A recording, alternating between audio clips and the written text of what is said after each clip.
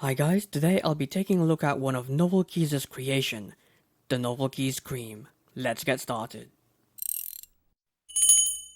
Now, NovelKeys Creams were a brand new type of switch when it was released a couple of years ago.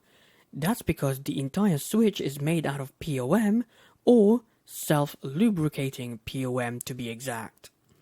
So, to better understand why this is such a big deal, I've brought up a chart which shows the coefficient of friction of different types of plastics.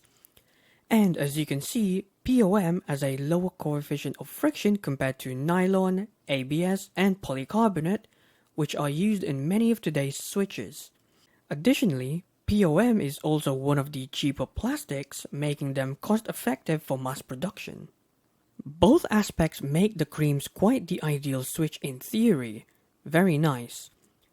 In terms of pricing, these currently go for around £7 to £8 for 10 switches on AliExpress, making it pricier than budget switches, but still affordable compared to other enthusiast level switches.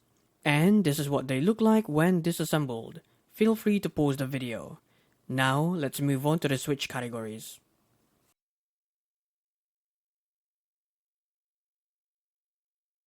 On-center key presses are decently scratchy for almost all the switches.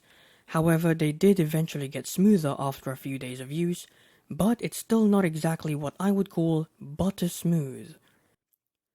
Off-center key presses are even scratchier, and this did not improve during my time with them. In fact, some of the switches bind on very off-center key presses, especially when gaming, making them super annoying to use.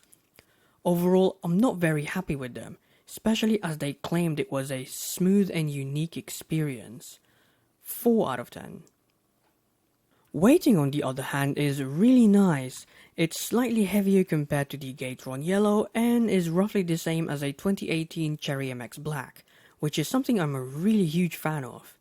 Additionally, the weighting across all the switches are consistent with each other, which is a big plus. 7 out of 10. Sound is pretty good, however you have to remember this is installed on a new keyboard which massively helps it. Still, it is a good sounding switch even with the hints of scratchiness that you hear every now and then. 7 out of 10. Now for the typing demo, enjoy.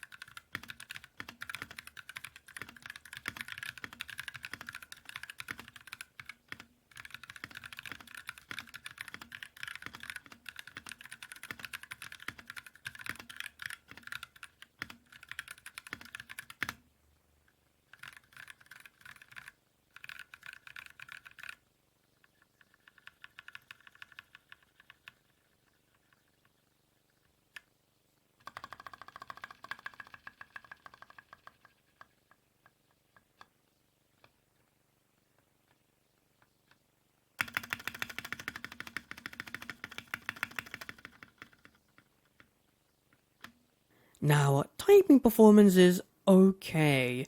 It's fine, it's not mind-blowing. One good thing is, it doesn't bind unlike when gaming. However, it feels lackluster as a whole, and when you're typing slowly, you can feel the scratchiness of the switches. So it's definitely not ideal, but it's not a complete deal breaker. I personally don't recommend this switch for long periods of typing. 5 out of 10. Now, as you probably saw coming, gaming on these disappoints as well. And it's mainly to do with the fact that the switches bind on very off-center key presses, especially when pressed slowly, which is what I tend to do when playing video games. And to me, this is a deal breaker, as I do game quite often. Now, on the upside, if you're a casual gamer, someone who's not competitive one bit, this will serve you fine. But there are better options out there such as Gateron Yellows, MOMOKA FROG Linears, or Altemo Reds. I'd pick any of those over these for gaming. Overall, no, not for gaming. Even the weighting, which I really like, does not save this switch. 4 out of 10. In conclusion, it's a mixed bag. I really like the weighting and the sound, but it's on the scratchy side and it's not exactly suitable as a gaming switch. The final score for this switch is 27 out of 50 or 54%, scoring well below a bunch of cheaper and better options on the market. Anyway, next time, stay tuned for another interesting switch. Until then, take care and goodbye.